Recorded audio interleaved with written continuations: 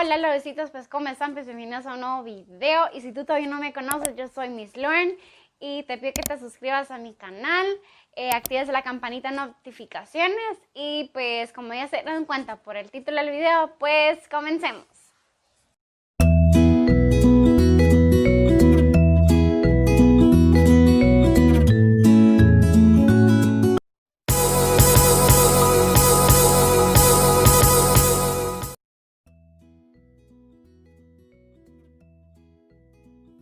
Se da una breve explicación de los tipos de papás que comúnmente se observan en las terapias.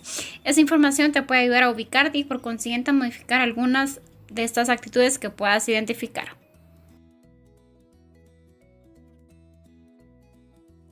Una de las cosas con frecuencia se preguntan los papás, eso es si está actuando bien o esto se convierte en una constante. Cuando se tienen dudas de las cosas, de las conductas de sus pequeños, hay distintos tipos de padres que podremos como describir en relación al grado de opciones y acciones que realizan ante este tipo de comportamientos o actitudes ante sus hijos. Hay papás que están haciendo bien las cosas, pero que dudan. Su interés es genuino. Quieren ser objetivos y consultan con especialistas si el manejo con sus hijos es adecuado. A estos tipos de papás los denomino preocupados y ocupados. No se quedan con la preocupación o con la angustia y el miedo, también actúan. Este tipo de papás tiene menos problemas que los que solo se cuestionan y no hacen nada. Son papás que tal vez suelen acudir a las juntas a las escuelas de sus hijos, a los cursos para papás que leen y consultan sobre distintos temas. En ocasiones también se preocupan de más. Sus hijos no presentan ningún problema, tal vez porque sus padres están al pendiente y ocupados de sus hijos. Y si sus hijos presentan alguna situación, estarán ahí para buscar la mejor solución y abordaje. Uno de los problemas que pueden tener los papás preocupados y ocupados es que a veces exageran.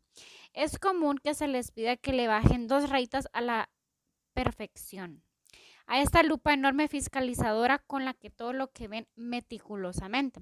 No debemos caer en los extremos. Hemos hablado en otros apartados del libro que en cuestión de educación y formación se debe estar en término medio. Ni tanto que queme al santo, ni tanto que no lo alumbre, como reza el dicho popular. No necesitamos a un papá al que no le importen sus hijos, pero tampoco queremos ser mamá y papá perfectos aprensivos que fiscalicen las conductas. Se trata de ser un padre de familia que se preocupa y se ocupa en la justa medida para evitar caer en extremos. No dejar pasar las cosas, pero tampoco sobredimensionar y exagerar. Un padre sano, lindo, afectivo y funcional debe encontrar la línea sensible entre preocuparse, ocuparse o dejar pasar porque se trata de comportamientos normales propios de la etapa del desarrollo de los hijos. Lo aprensivo y exagerado también afecta a los niños. No debemos convertirnos en un papá aprensivo y perfecto. Muchos padres y madres suelen calificarse en función del tipo de hijos que tienen. Si quiero o tengo la necesidad de ser una buena madre o papá, perfecto. Deberán tener hijos también perfectos. Eso implica, de manera directa, altas expectativas y exigencias exageradas. Papás que creen que el hecho de que sus niños estén muy bien educados les dará a ellos una calificación elevada. Es decir, que se preocupan porque sus hijos actúen bien para que yo así como papá esté bien calificado. Imaginémonos que tu hijo tiene una calificación de 8 o 9. Evidentemente no está mal. Sin embargo, muchos padres sienten que por eso están fallando y se aferran y se obsesionan por tener hijos perfectos para que ellos sean vistos como padres perfectos. Cuando atienden papás con ese tipo de postura, su nivel de ansiedad y aprensión es muy alto. ¿Qué van a decir en casa o la escuela o mis amistades de que si tu hijo no hace todo bien? Es una pregunta frecuente en ese tipo de papás. Soy un nerd educador de 10 y me altera que sus hijos no tengan un resultado de 10 porque me estoy calificando a través de él y los niños sufren y padecen esta situación. Hay que entender que uno no es calificado como papá a través de los comportamientos de sus hijos. Tú tienes que hacer tu trabajo y tener claro que tus hijos es una cosa y tú eres otra. No deposites en él tus propias exigencias, necesidades y traumas. Aquí tenemos a otro tipo de papás, los que no se preocupan ni ocupan y que tienen pequeños que no dan problemas. Este tipo de padres tiene su parte buena, sana y adecuada. Estos papás funcionan bien. En ese mismo apartado debemos hablar de los papás que ni se preocupan ni se ocupan y que están mal, con niños que presentan dificultades. Son papás ciegos que no se dan cuenta de la realidad y aunque la perciban están ocupados en otros rollos. Los padres que pertenecen a este grupo suelen justificar las conductas de sus hijos. Por ejemplo, si un niño pega, dicen, es porque juega a las luchitas con el primo, o si desobedece es porque la abuela lo consiente mucho. Si tienen problemas en la escuela, la maestra es una exagerada, le tiene mala voluntad al niño. En lugar de asumir el problema en el núcleo familiar, lo depositan en otros lugares o situaciones. Pero al depositar el problema fuera, parece que la solución también estuviera afuera.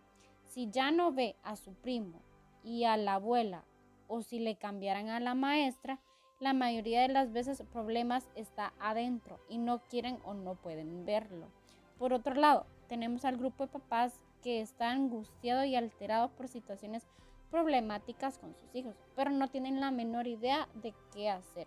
Entonces van a la consulta para ver cómo lo pueden resolver. Con este tipo de papás, las situaciones suelen complicarse mucho, porque la mayoría de los problemas que se derivan de este manejo, que los padres hacen un mal manejo, significa que provienen del papá o de la mamá, o hacen o dejan de hacer, que consiste en el principal problema en que este es más fácil o cambiar a los niños que por cambiar a los padres. ¿Por qué? ¿Por qué pretenden que aun cuando ellos sean haciendo lo mismo o están cometiendo errores, los niños cambian peor? Es que aunque los padres siguen repitiendo esos mismos patrones negativos, uno como especialista se modifica a esos comportamientos, estos mitos muy inapropiados que los niños es triste, complicado, pero a veces es hasta desilusionante tener que decirle al papá, después de evaluar al niño, por ejemplo, señores, lo único que su hijo tiene es escasa de lo que ustedes le han permitido hacer y por consiguiente es el resultado de lo que han hecho con su hijo. Es agresivo, grosero, malcriado o hace muy berrinchudo. Lo que es porque muy probablemente tú, directa o indirectamente, se lo has permitido. Y si tu hijo es voluntarioso, lo que porque es, seguramente se lo han permitido. Para los papás que tienen niños problema, el asunto central, la mayoría de las veces, es modificar a los padres y no al niño. Y esta suele ser la dificultad más grande. La idea principal de este libro es dar herramientas y tips a los papás para que manejen adecuadamente a sus hijos.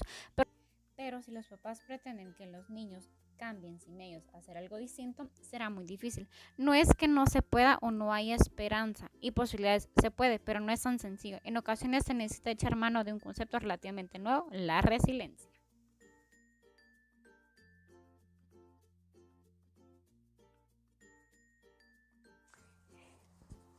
Hijos de madres solteras o padres divorciados, hijos que tuvieron muchos cambios de casa o escuela o que han vivido con el papá o la mamá o la abuela o con los tíos, son hombres y mujeres de bien, de gente resiliente, que es decir, que tuvo la capacidad de poder salir adelante a pesar de las adversidades o situaciones francamente indeseables. Con esta capacidad se nace, pero también los podamos como desarrollar. Es parte fundamental de nuestra tarea como padres o como profesionales a través de lo que nosotros lo llamamos como coloquialmente, llamo la estrategia del Pacheco del 11, es decir, la estrategia de aquí nos tocó vivir a enseñar a los niños el significado de esa frase y transmitirla, que tenemos que aprender a vivir con lo que nos ha tocado, aparte del aprendizaje de vida que necesitarán, pero eso no es todo. Además, nosotros tenemos que enseñarle, aparte de vivir, lo que nosotros hemos para poder ser nosotros felices, y eso significa promover la resiliencia. Por el contrario, esos esquemas lastimosamente victimizados y autocompasivos ayudan en nada. Y para encontrar la resiliencia, como que los papás no sepan identificar claramente los problemas de sus hijos, nosotros debemos de recordarles a ellos que suelen tener muy poco referente y tal vez solo uno de sus hijos, en otros casos tienen 2 o 3, gracias a los vecinos o sobrinos. Las escuelas, por el contrario, tienen como referente a unos ejemplos el número de niños que tienen por salón o por el número de salones o por la antigüedad de la escuela. Gracias a esas estadísticas, nosotros nos podemos darnos cuenta de que si un niño está dentro de esos estándares normales o no, y si los profesores demandan, Marit, dicen que algo raro está en tu hijo porque está haciendo esto o aquello, yo como papá o como madre no debería de voltear y decir, es que la escuela está exagerando, no fue un buen día para la maestra, o la directora no tiene esa vocación, por ejemplo. Claro, a veces eso sucede. O hay maestras o directoras poco éticas o que están mal, pero no es lo común. Entonces, ¿cuál es la necesidad de no tener ese tipo de oídos sordos con ese tipo de acusaciones? Que es muy importante que eso tampoco no significa que yo me voy a poner absolutamente todo lo que me digan cuando no se conoce a mi hijo. Sé que no es adecuado a su apreciación. Si la maestra de último grado, por ejemplo, de preparatoria, deja mucho que desear, y eso es muy sabio. Por todo dicen, que mi hijo es un maleducado y que es la primera vez que me lo dicen. Y si no estoy seguro, sí deberían de creerle lo que nosotros necesitamos analizar, cómo y de quién, y va ese tipo de comentarios.